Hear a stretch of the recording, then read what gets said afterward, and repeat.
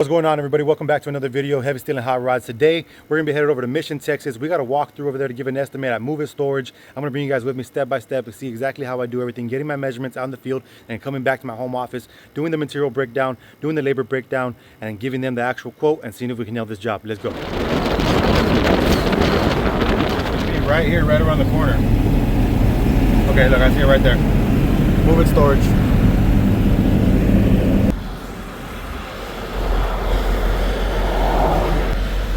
Alright, well, this seems to be the place.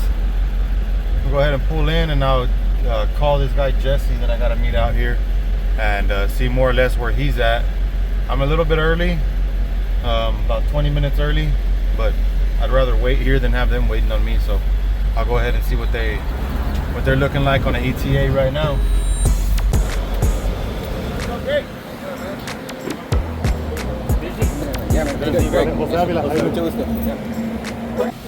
Alright guys, so we're here. We went ahead and met this manager right here of the complex, and this is the problem that they're having. Take some pictures of it. Está bien rusty, bien dañado. That's because of the dirt. It's too high.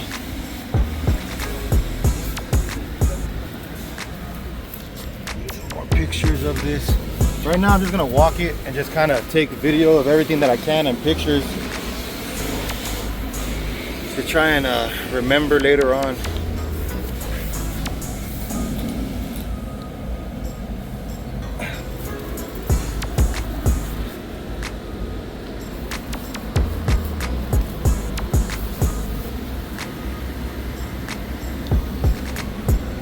So right here, honestly right here, what the problem is they got this car wash up here, and all the water is running down this embankment, or it's saturating this. I don't know if they most likely have some type of irrigation here where they're able to sprinkler. Yeah, they do. Look, sprinklers right here. So it's the sprinkler system that's actually getting this wet right here. Let me go talk to these guys real quick and let them know what I think, because that actually is a pretty simple fix. They might just need it to end up coming out a couple feet this way, maybe a foot or foot and a half, create a little channel. That way when the water comes in, it'll have somewhere to go, have somewhere to drain. Yeah, so the worst part's down there, huh? Yeah. Over there is where it's all rusted out. I mean, you can tell the elevation. It looks like it's happening because of the overgrowth of the grass. A lot of times what I've seen in between, like where they have little buildings like this, where there's like where it's gonna come down embankment, is they'll put like a 2-foot transition right here of concrete. That's exactly what we're talking about. To try and funnel the water out. And I think a lot of this is happening actually because of the type of carpet grass it is, and there's probably sprinklers here, huh? Yeah. I think, We need to look at that. because I think the sprinklers are probably saturating it so much, and then when it overgrows like this, well, it's just gonna start soaking up the water on there. But I think they pretty much, yeah.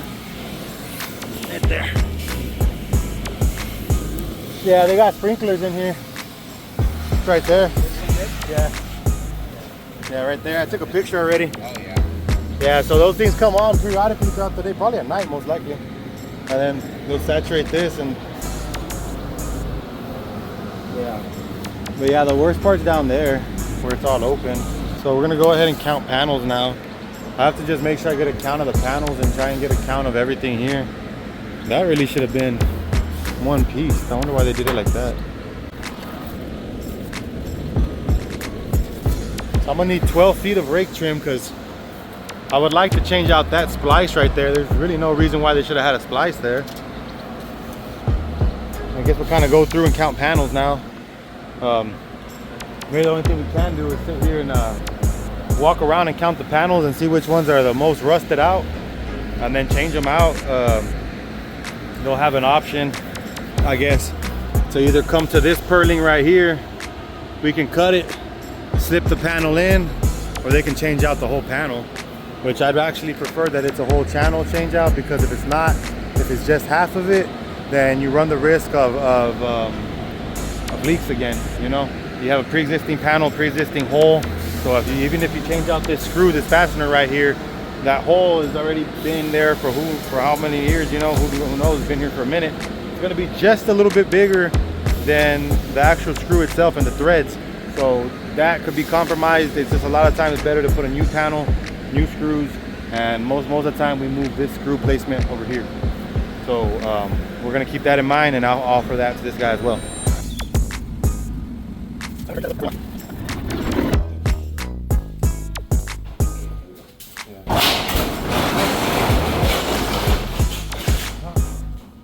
No, we'll be good then, man.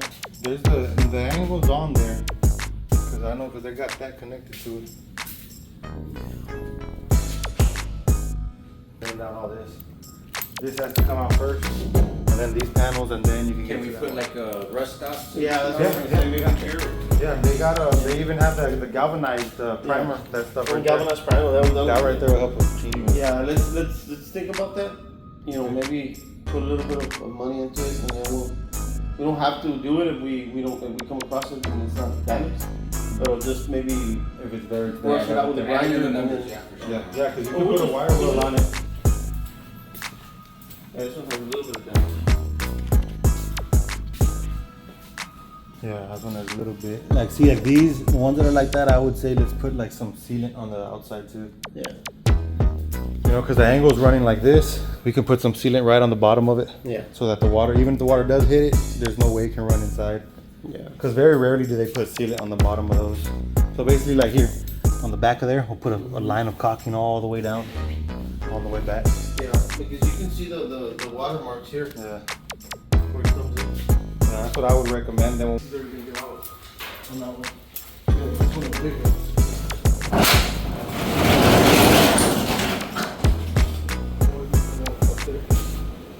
In the back. The other ones, they're all good because we haven't had no complaints from no customers. So it's just outside the building, right? yeah, it's just and it looks good. That's weird. I'm gonna come back with my ladder and get up on top of that. There's a coping trim right there. Oh, sí, es un backyard, güey. See? Yeah, it's a backyard. Fool. It's the trip. Yeah. Está bien dañado, güey. And they put it on like not good. I'll take a picture of it.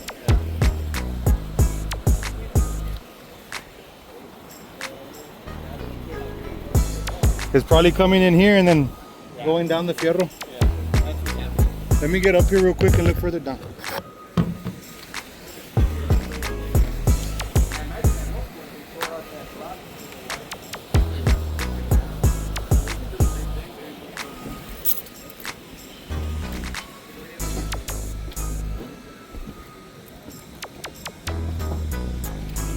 Ale, mira, that's not good.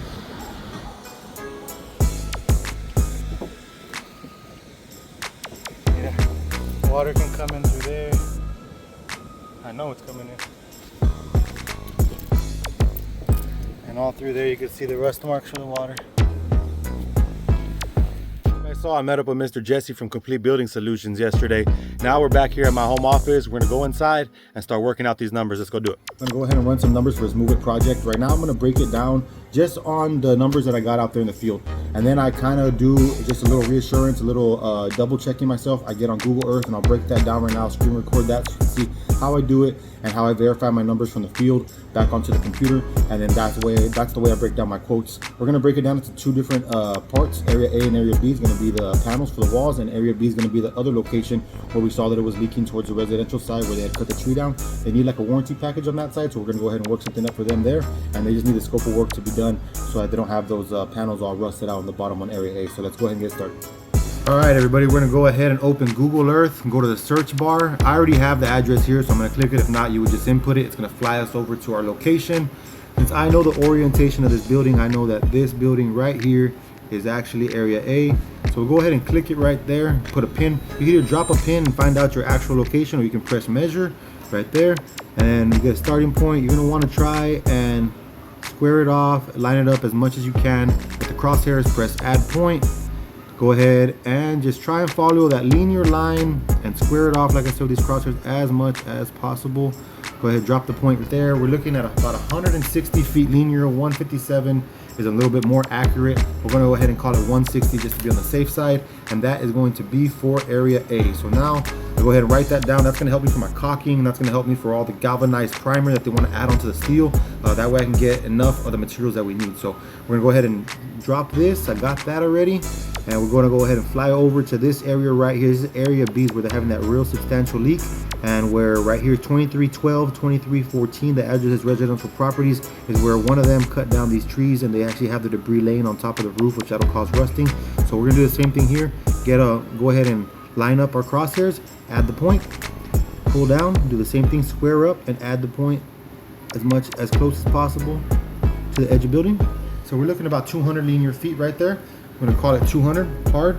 That are gonna go ahead and help us out exactly like I said with all of our materials, and going ahead and giving them a warranty package so that every quarter we can come out here and actually help them out and clean it up for them, just in case this residential side keeps on dropping leaves and stuff. They can actually get the longevity out of their materials. Look, my boy came over here to help me run these numbers up. So like I said, I get out there to the projects, to the on-site with the clients, and I try to get as much information, measurements, pictures, photos, videos, excuse me, everything that I can. That way I can cross-reference here, and I get back on Google Earth and I do all this cross-referencing, you know. And then I actually get a materials list together. If I don't have a price for something, I just hit up Max Salinas at Maximum Steel. He can give me the price really quickly, and then I can refine myself into a labor. How long is my labor gonna take me? You know, me and my guys out there is gonna take us a week, 2 weeks. I can get that all into my pricing, into my estimate, and I can send them a quote proposal. If the client does accept a quote proposal, which it might take a day or two because they got to go over the budget, and I'm sure they also talk to other contractors, you know, to bid it out. If they call me back and they accept, then I can get them the certificate of insurance to show them that we're covered, and I can also get them the actual formal contract they can sign, and then we can get mobilized to actually start the project.